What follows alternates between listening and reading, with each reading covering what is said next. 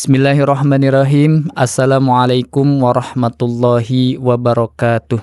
Alhamdulillah wassalatu wassalamu ala Rasulillah wa ala alihi wa sahbihi wa mawalah.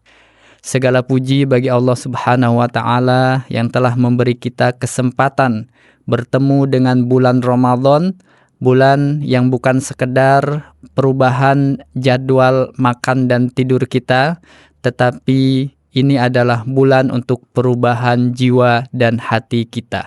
Salawat dan salam semoga tercurah limpahkan kepada baginda alam, yakni Nabiyana wa Nabiyana Muhammad sallallahu alaihi wasallam, kepada keluarga, sahabat, dan orang-orang yang istiqomah mengikuti sunnahnya hingga hari kiamat. Jamaah yang dirahmati oleh Allah, setiap manusia sangat peduli dengan kesehatan fisiknya. Ketika tubuh terasa tidak nyaman, tidak enak, pasti secara naluri kita akan segera mencari obat. Contoh, ketika seseorang kolesterolnya naik, lalu kita melakukan diet. Ketika gula darah tinggi, mengatur pola makan. Itu disebut istilahnya detox atau membersihkan racun dari tubuh kita. Dan pertanyaannya, sudahkah kita membersihkan detox di dalam hati kita? Allah Subhanahu wa taala berfirman dalam surat Asy-Syams ayat 9-10, sungguh beruntung orang yang mensucikan jiwanya dan sungguh merugi orang yang mengotorinya. Ayat ini menunjukkan bahwa keberuntungan hidup bukan diukur dari harta, jabatan, atau popularitas. Keberuntungan sejati adalah ketika jiwa kita bersih. Sebagaimana tubuh bisa sakit, hati pun bisa sakit. Bahkan penyakit hati ini lebih berbahaya daripada penyakit fisik. Penyakit fisik paling jauh memisahkan kita dari dunia. Tetapi penyakit hati bisa memisahkan kita dari Allah Subhanahu wa ta'ala. Allah berfirman di dalam surat Al-Baqarah, di dalam hati mereka ada penyakit, lalu Allah tambahkan penyakitnya. Fi qulubihim maradun fazadahumullahu marada. Apa penyakit itu? Yang pertama ada disebut dengan penyakit hasad, yaitu orang yang tidak suka melihat orang lain bahagia. Yang kedua penyakit riya, yaitu ingin dipuji ketika beribadah.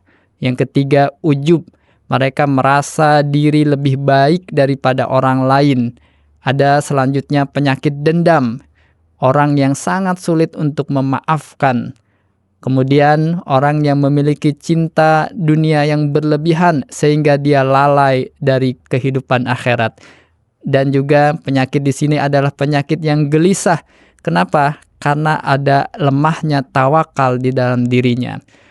Secara lahir mungkin kita terlihat baik, sholat kita, puasa, sedekah, sempurna kita lakukan, tapi bisa jadi hati kita penuh dengan luka, penuh dengan racun dosa yang menumpuk selama bertahun-tahun.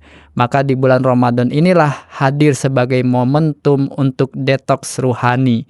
Sebagaimana Rasulullah bersabda, puasa adalah perisai. Perisai dari apa? Perisai dari syahwat, perisai dari amarah, perisai dari dominasi hawa nafsu kita. Ketika kita lapar, sebenarnya yang sedang dilemahkan bukan hanya tubuh, tetapi nafsu. Nafsu itulah yang sering menjadi pintu masuknya dosa.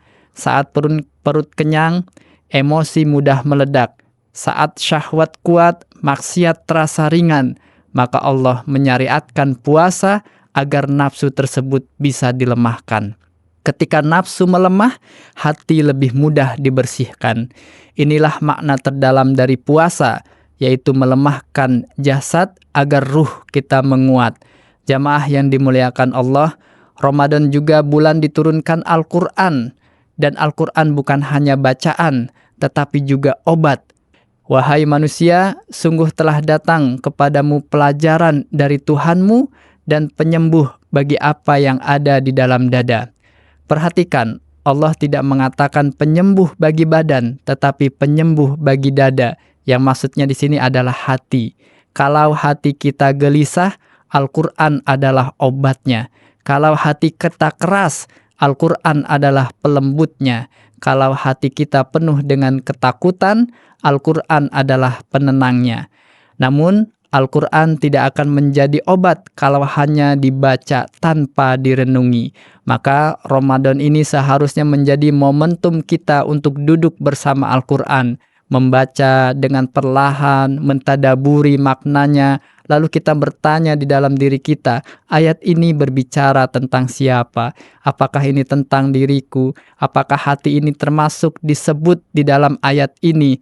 Maka detoks rohani juga berarti membuang racun yang selama ini kita simpan. Racun itu bisa berupa dendam lama, bisa berupa bekas luka masa lalu, bisa berupa kebencian yang bertahun-tahun. Ramadan mengajarkan kita untuk memaafkan, karena bagaimana mungkin kita berharap ampunan Allah sementara kita sendiri sulit untuk memaafkan sesama kita. Detoks ruhani ini juga berarti memperbanyak istighfar.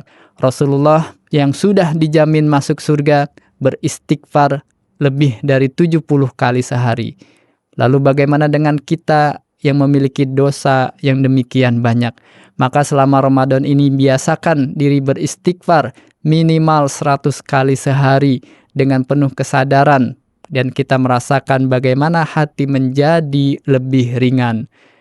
Tanda hati mulai bersih itu adalah ketika kita mulai merasa lebih lembut, lebih mudah tersentuh dengan ayat-ayat Al-Quran. Kita lebih ringan dalam beramal soleh, bersedekah, lebih sabar dalam menghadapi problematika kehidupan, lebih tenang juga dalam menghadapi masalah hidup. Kalau Ramadan hanya mengubah jam makan kita, tapi tidak mengubah karakter kita, berarti proses detoks itu belum berjalan secara sempurna. Hadirin rahimakumullah, bayangkan kalau setiap Ramadan kita benar-benar melakukan detoks ruhani. Setiap tahun hati kita bersihkan. Setiap tahun kita buang racun dosa. Maka 10 tahun ke depan, insya Allah betapa bersihnya hati kita. Ramadan adalah klinik tahunan bagi hati orang-orang yang beriman. Mari kita mulai dari malam ini, kita membersihkan niat, perbanyak tobat, menghidupkan tilawah, menjaga lisan, dan memperbanyak zikir pagi dan petang. Semoga Allah menjadikan Ramadan ini sebagai Ramadan terbaik dalam hidup kita. Ramadan yang membersihkan hati kita dari hasad, ria, ujub, dendam, dan dari cinta dunia yang berlebihan. Semoga setelah Ramadan kita bukan hanya menjadi orang yang selesai berpuasa, tetapi menjadi orang yang hatinya hidup. Amin ya rabbal alamin. Wassalamualaikum warahmatullahi wabarakatuh.